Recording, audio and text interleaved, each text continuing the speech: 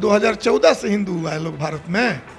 अगर हिंदू लोग सनातन को लोग मानते हैं, वो पहले से जानते हैं राम जी क्या है, कृष्ण जी क्या है, रैदास जी क्या है। इस बार दो हाथ करने के लिए पूरा इलाका तैयार है। इसलिए जहानाबाद सीट उससे अलग नहीं है। और जहानाबाद में तो भारी मतों से गठबंधन जीतेगी। तो जिनके हाथ में बेचा गया, उनसे किस तरह से चंदा लिया गया, ये बीजेपी चंदा चोर है। 22 जनवरी का कोई कार्यक्रम था। 22 जनवरी को तो इसलिए रखा गया था कि 26 जनवरी जो गणतंत्र दिवस है उसकी महत्व खत्म हो जाए, क्योंकि उनके मिशन में है संविधान को खत्म करना। ये 2024 का जो चुनाव है, लोकतंत्र बचाने का चुनाव है। सच बातें अगर पूरे बिहार में जाएगी, सच बातें अगर देश में जाएगी, तो बीजेपी को जो बोल रहे हैं 400 पार, वो नारा बदल जाएगा, 400 हार वाली बात हो जाएगी। अभी आप सोच लीजिए कि अभी देश के मुख्यमंत्री जो दिल्ली के केजरीवाल जी है, जेल के अंदर बंद है। हेमंत सोरेन जेल के अंदर बंद है। देश का सबसे बड़ा घोटाला इलेक्टोरल बोर्ड सामने आ गया ना, कि पैसा लिया गया उन कंपनियों से जिन कंपनियों के पास पहले सीबीआई भेजा गया, ईडी भेजा गया। और जब वो सबसे ज़्यादा रेलवे नौकरी देती थी, रेलवे को आपने बेच दिया। सबसे ज़्यादा सेना में नौकरी मिलती थी। नमस्कार, आप देख रहे हैं अंबिका उजाला। मैं हूं आपके साथ अनुभव रंजन। अभी हमारे साथ घोसी विधानसभा से विधायक रामबली सिंह यादव जी मौजूद हैं। चर्चा करेंगे सम्राट चौधरी के बयान पर। सम्राट चौधरी से जब पत्रकार सवाल करते हैं तो सम्राट चौधरी का जवाब आता है कि बार बार मत आइए कार्यालय में, नहीं तो आने पर रोक लगा देंगे। जी, इसी बात को तो हम लोग लगातार कह रहे हैं कि लोकतंत्र और संविधान खतरे में है। लोकतंत्र का चौथा स्तंभ है आप लोग, पत्रकार लोग, और लोकतंत्र की मजबूती चारों स्तंभों को सम्मान देना ही सबसे बड़ा है। और इसीलिए हम लोग तो बहुत दिन से इस बात को कह रहे हैं कि उनका कुछ मीडिया है, और कहिए कि बड़े दायरे का उनका मीडिया है, जिसको गोदी मीडिया के नाम से सारे लोग जानते हैं। जो उन्हीं का प्रश्न होता है, उन्हीं का उत्तर होता है, इस तरह के मीडिया में बातें जाती है। और जो स्वतंत्र मीडिया हो, चाहे वो यूट्यूब का चैनल हो या जिस तरह के सोशल मीडिया हो, जो उनके नहीं होते हैं, तो ऐसी स्थिति में उनको अपमानित अगर वो नहीं करेंगे, तो फिर लोकतंत्र का जो खात्मा का उनका जो मिशन है वो पूरा कैसे होगा। और इसीलिए मैं पूरे बिहार और पूरे देश की जनता को बार बार कह रहा हूँ कि ये 2024 का जो चुनाव है, लोकतंत्र बचाने का चुनाव है, संविधान बचाने का चुनाव है। अब इसका प्रमाण आप खुद ही बोल रहे हैं कि उन्होंने कहा कि बार बार अगर मीडिया आएगा तो भाई हम आने से रोक लगा देंगे। कहीं पत्रकार से उन्हें डर तो नहीं लगने लगा सम्राट चौधरी को? नहीं, तो सीधा बात है, डर तो लगेगा ही ना भाई। सच बातें अगर पूरे बिहार में जाएगी, सच बातें अगर देश में जाएगी, तो बीजेपी को जो बोल रहे हैं 400 पार, वो नारा बदल जाएगा, 400 हार वाली बात हो जाएगी। 400 हार कम से कम। और इसीलिए हम कह रहे हैं कि डर तो उनको है, बिल्कुल डर है। अभी मोदी जी यहाँ आए हुए हैं और कैसे लोग भाषण सुन रहे हैं, गाड़ी पर ढो ढा के लाए होंगे लोग।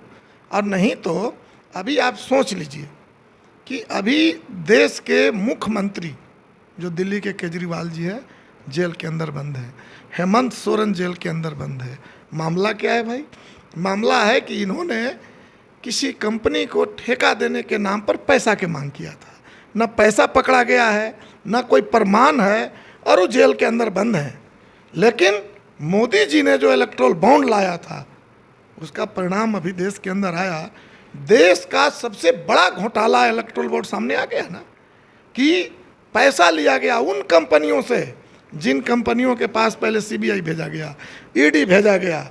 और जब वो डर गया तो बदले में पैसा लिया गया उससे, और वो प्रमाणित है, पैसे भी प्रमाणित हो गए, किसने लिया, कितना लिया, किसने दिया, कितना दिया, इतना प्रमाण के बाद भी मनी लॉन्ड्रिंग नहीं है। और इसीलिए हम कह रहे हैं कि डर तो उनको है कि आप जैसे जब मीडिया वाले प्रश्न पूछेंगे, तो चूंकि आप गोदी मीडिया के दायरे में नहीं आते होंगे, और इसलिए उनसे बेवाक होकर के प्रश्न पूछेंगे। और जब बेवाक होकर प्रश्न पूछेंगे तो उनके पास उत्तर नहीं होगा। और ये जब पूरे देश में और पूरे बिहार में जब बातें जाएगी, तो उनके एक एक सीटों पर लोग जमानत जब्त कर लेंगे, और इसी डर से वो कह रहे हैं कि भाई मीडिया वाले बार बार आएंगे तो आपको हम आने से रोक लगा देंगे। इसके अलावा और तो कुछ हो नहीं सकता। सर, आप जहानाबाद के घोसी विधानसभा से आप विधायक बन के आते हैं, तो जहानाबाद से आपको इस बार क्या लगता है कि महागठबंधन जीतेगी या एनडीए के पक्ष में वोट? देखिए, कम से कम मैं बात बोल रहा हूँ जी कि जहानाबाद लोकसभा है। जी कम से कम मैं बात बोल रहा हूँ कि मगध क्षेत्र में काराकाट लोकसभा है, जी वहाँ आरा लोकसभा है, नालंदा लोकसभा है, जी। पाटलिपुत्रा लोकसभा है। दक्षिण बिहार का जो भी लोकसभा सीटें हैं, जी वो तमाम सीटों को तो आज मैं आपके पास में दावा कर दे रहा हूँ कि वो तमाम सीटें इंडिया गठबंधन जीतेगी। जी। उन सीटों पर बोहनी नहीं होगा, जी वो चाहे बीजेपी के उम्मीदवार हों, लोजपा के उम्मीदवार हों या जदयू के उम्मीदवार हों। और इसीलिए हम आपको कह रहे हैं कि आप जैसे लोगों को जो रोका जा रहा है जी कि भाई सच जान जाएगा पूरा बिहार, पूरा देश, तो सच का पता चल चुका है लोगों को। जी लोगों को पता चल चुका है कि किस तरह से पूरा देश बेचा गया, और जिनके हाथ में बेचा गया उनसे किस तरह से चंदा लिया गया। ये बीजेपी चंदा चोर है, और इसलिए इन चंदा चोरों के साथ इस बार दो दो हाथ करने के लिए पूरा इलाका तैयार है।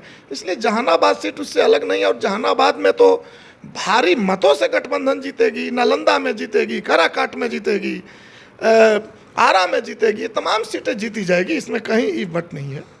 जी। आज मोदी जी बिहार आए हुए हैं। मोदी जी पिछले साल भी कई वादा किए थे, क्या लग रहा है इस बार का वादा वो पूरा कर पाएंगे? अब ये तो मोदी जी से पूछ लेना चाहिए था कि जो वादा तो उन्होंने किया था कि हम प्रतिवर्ष 2 करोड़ रोजगार देंगे।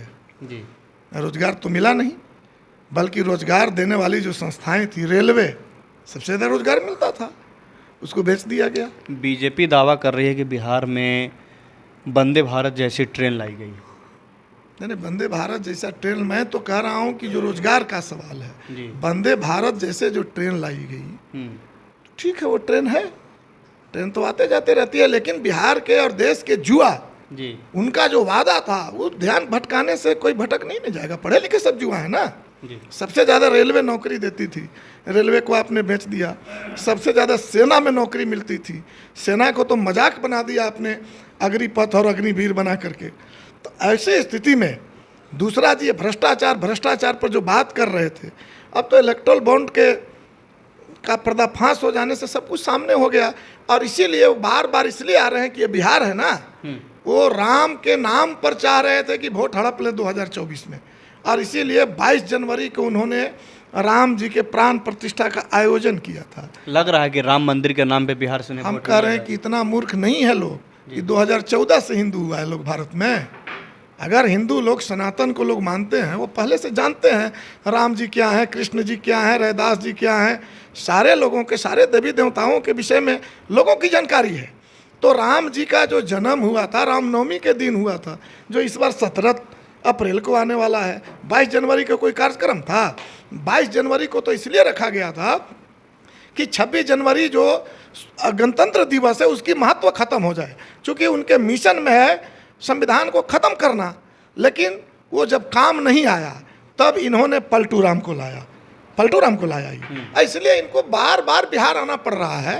इसलिए इनको पता है कि बिहार का जो 40 सीट है वो तमाम सीटें हम हारने जा रहे हैं, सभी सीटों पर इंडिया गठबंधन जीतने जा रही है, इसलिए वो बार बार आ रहे हैं। कल तक जो चिराग पासवान नीतीश कुमार को बात पे कोसते रहते थे, आज वही चिराग पासवान नीतीश कुमार के साथ में मंच साझा करते हुए नहीं करेंगे क्या? ये सब बेचारे लोग क्या करेंगे हैं?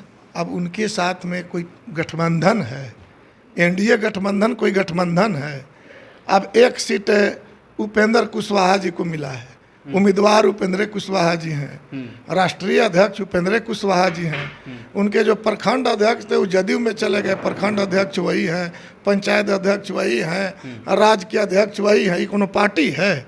इसी तरह से अभी गया से लड़ रहे हैं माननीय पूर्व मुख्यमंत्री जीतनराम मांझी जी। एगो उम्मीदवार हैं, अपने राष्ट्रीय अध्यक्ष, अपने सम्मानित अध्यक्ष, अपने जो है राज्य अध्यक्ष, पंचायत अध्यक्ष भी वही होंगे, वो भी पार्टी है। इसी तरह से जो चिराग पासवान जी, हम उनको आदर करते हैं, चूँकि चिराग पासवान जी और उनके पिताजी का दलित जागरण में एक योगदान है, लेकिन जिस मोदी सरकार ने, जिस भाजपा ने उनको पार्टी को बर्बाद कर दिया, तमाम जीते हुए सांसदों को पारस गुट बना करके इनको अलगाव में डाल दिया। और अब जब 2024 के चुनाव आया तो पारस जी को और उनके सांसदों के अलगाव में डाल करके अब इनको हीरो बना रहे हैं। अब चिराग पासवान जी को अगर पता नहीं है तो ये बड़ा अफसोसजनक बात है।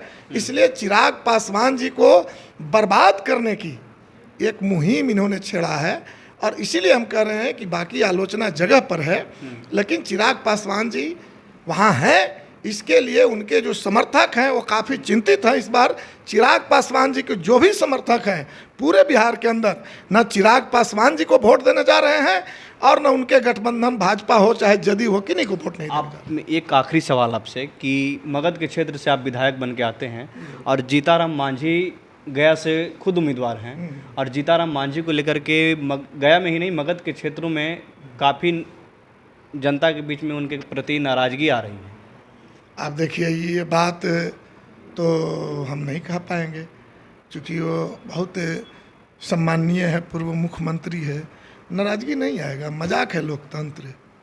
कभी इस गठबंधन में कभी उस गठबंधन में है, और सारे गठबंधनों में आने जाने का एक ही मकसद है, वो है अपने परिवार है, समधिन है तो बेटा है तो अपने हैं तो दामाद है। इसी के इर्द गिर्द आप पूरे दुनिया को समझा रहे हैं कि हमारी पार्टी है, ये पार्टी है, ये मजाक है। और इसीलिए अगर आम जनता के साथ आप मजाक करेंगे, चाहे वो उपेंद्र कुशवाहा जी हों, जीताराम मांझी जी हों या जो भी हों, तो आम जनता इतना मूर्ख नहीं है। अब अच्छे खासे लोग पढ़े लिखे हो गए हैं, गरीब गुरबा में ही हो गए हैं। इसलिए नाराज़गी का सवाल नहीं है कि नाराज़ है कल मना लेंगे।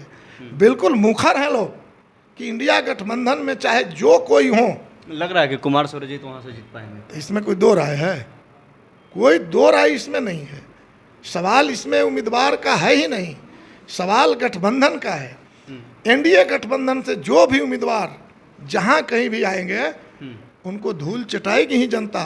और पहला चरण में जो 4 लोकसभा क्षेत्र में चुनाव हो रहे हैं और उसका जो दिखाई पड़ रहा है असर, अभी से ही जो रुझान आ रहे हैं, ये रुझान के माध्यम से हम आपको बता दे सकते हैं कि बिहार के 40 के 40 सीट पर एनडीए गठबंधन जो है बुरी तरह हार रही है, इंडिया गठबंधन जीत रही है हर क्षेत्रों में, ये हम आपको कह सकते हैं।